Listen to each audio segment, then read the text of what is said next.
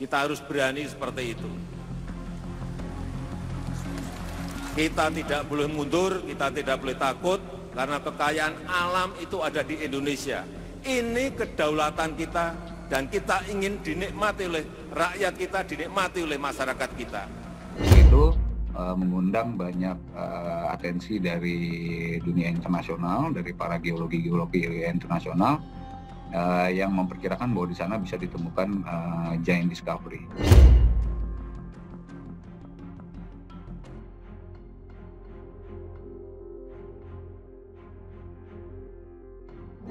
Bung Karno tahun 1965 menyampaikan, menolak ketergantungan pada imperialisme, memperluas kerjasama yang sederajat dan saling menguntungkan. Bung Karno tahun 1965 sudah menyampaikan itu. Dan supaya kita tidak bisa didikte dan tidak menggantungkan diri kepada negara manapun. Inilah yang ingin kita lakukan, berdikari. Hati-hati, stop itu udah. Dikit-dikit diatur, dikit diatur. Akhirnya apa? Kecepatan kita dalam bergerak, kecepatan kita dalam memutuskan terhadap perubahan-perubahan yang ada menjadi tidak cepat. Jika ingin kita membangun sebuah kemitraan yang lebih baik, maka kemitraan harus didasarkan pada kesetaraan. Tidak boleh ada pemaksaan. Tidak boleh lagi ada pihak yang selalu mendikte dan beranggapan bahwa my standard is better than yours. Roda perputaran ekonomi di Indonesia semakin kencang seiring berjalannya waktu. Hal ini dibuktikan dengan pembangunan infrastruktur yang tiada henti di seluruh wilayah Indonesia. Para pengusaha dunia pun mulai melirik dan berlomba-lomba untuk mengincar Indonesia. Selain Papua, salah satu wilayah Indonesia Timur yang paling banyak dilirik oleh para pembesar dunia adalah Sulawesi. Tidak mau lagi dibodohi dan dimanfaatkan oleh negara-negara besar, pemerintah Indonesia sampai saat ini terus berkomitmen mengebut pengerjaan pembangunan sejumlah mega proyek di kawasan Indonesia Timur tersebut. Sudah bukan rahasia umum jika Sulawesi memiliki sumber daya alam yang sangat melimpah. Salah satu potensi kekayaan alam yang menarik perhatian dunia adalah tambang emas yang berada di Provinsi Sulawesi Selatan. Dalam pandangan seorang ahli geolog ternama, Sulawesi Selatan menjadi sentra jalur emas dunia menurut peta pertambangan dunia. Potensi tambang emas tersebar di berbagai kabupaten di Sulawesi Selatan, seperti Luwu, Palopo, Tanah Toraja, Goa, Maros, dan lainnya. Menurut para ahli, kandungan emas terbesar terdapat di kedalaman sekitar 200 meter di kawasan hutan lindung. Dengan kekayaan alamnya yang melimpah, Sulawesi Selatan siap menapaki tangga peradaban dunia dan menarik minat banyak investor untuk mengembangkan potensi di daerah ini. Maka, untuk mendukung hal tersebut, pemerintah terus menggeber pembangunan infrastruktur pendukung di kawasan Indonesia Timur, khususnya Sulawesi. Selain sebagai sarana untuk mengolah sumber daya alam, megaproyek ini juga bertujuan untuk menunjang pergerakan ekonomi serta membuat Sulawesi semakin megah dan disegani dunia. Lalu apa saja megaproyek tersebut? 1. Tambang emas. Salah satu perusahaan tambang baru yang akan beroperasi di Sulawesi Selatan adalah PT Masmindo Dwi Area, anak usaha PT Indika Energi Tbk. Saat ini proyek penambangan emas Awak Emas yang akan dikelola oleh Masmindo di Desa Rantebala, Kabupaten Luwu sudah memasuki tahap konstruksi.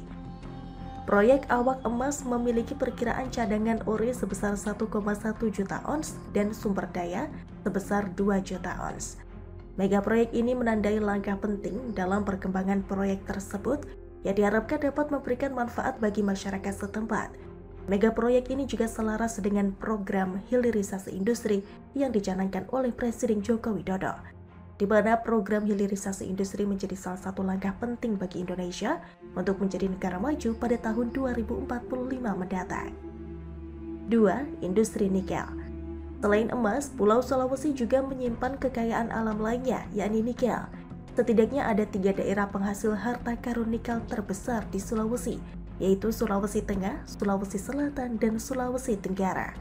Tambang nikel di Sulawesi Tengah berada di daerah Morowali, tepatnya di Bahadopi, Bungku Timur, Bungku Pesisir, dan Petasia Timur. Wilayah Morowali merupakan penghasil nikel terbesar di Indonesia.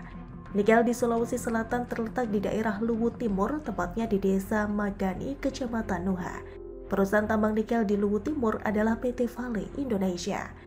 Sementara di Sulawesi Tenggara, potensi sumber daya mineral hampir terdapat di seluruh kecamatan. Nikel terdapat di Kecamatan Wulo, Wundulako, Baula, Pomala, Tanggertada, dan Watubang.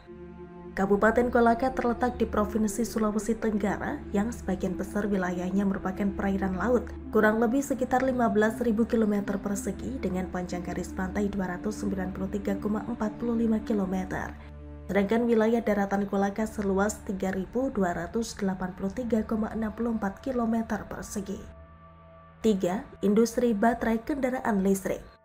Komitmen Indonesia menjalankan hilirisasi di sektor pertambangan memang tak main-main, khususnya nikel.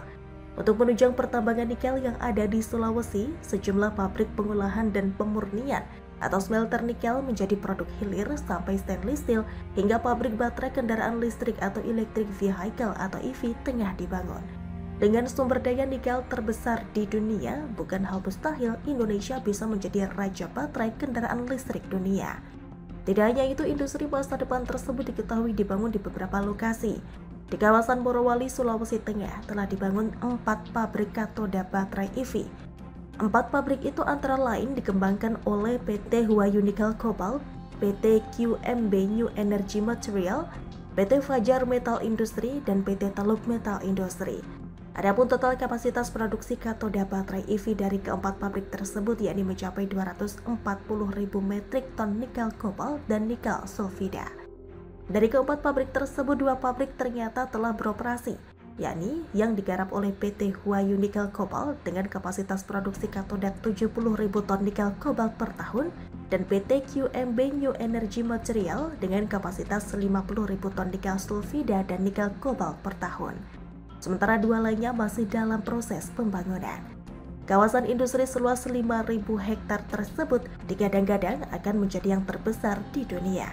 Selain di Morowali, Sulawesi Tengah, pabrik baterai mobil listrik juga akan dibangun di kawasan industri hijau Bantaeng, Sulawesi Selatan. Pembangunan pabrik baterai di kawasan Bantaeng ini merupakan investasi dari BUMN dan investor lokal yang bekerja sama dengan investor asal Inggris dan lainnya. Nilai investasi diperkirakan sebesar 9 miliar dolar Amerika Serikat atau sekitar 135 triliun rupiah. Pembangunan ekosistem perusahaan baterai mobil listrik ini juga akan melibatkan pertambangan nikel yang ada di Papua. Adapun target produksi diperkirakan sekitar 20 giga baterai sel untuk tahap pertama. Meski diklaim merugikan Indonesia oleh beberapa pihak, namun semoga upaya pengelolaan sumber daya alam di Sulawesi dapat dilakukan dengan bijaksana untuk kesejahteraan masyarakat dan keberlanjutan lingkungan.